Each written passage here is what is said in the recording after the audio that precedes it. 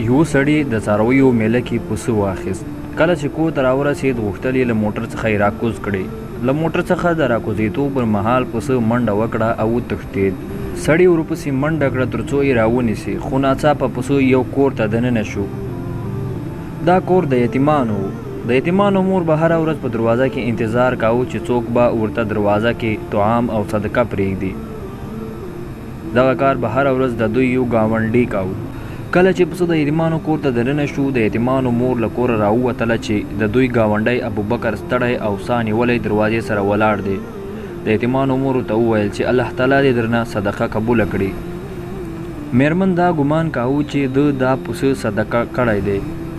نو ابوبکر ورته وویل الله تعالی دې قبول کړي، او ورته یې وویل ای خورې بخښنه کوه، ستاسې حق کې مو ډېر تقصیر کړی.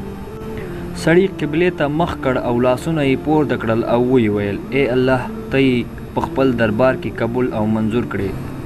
په سبا ورځ د سهار لمونځ څخه وروسته ابوبکر له کور څخه بیا د حیواناتو د پلورنځي په لور روان شو تر څو بل پسه واخلي. یو موټر یې د پسونو څخه ډک ولید او ورغی او له پروني پسه څخه یې ډېر چاغ او څورب پسه واخیست.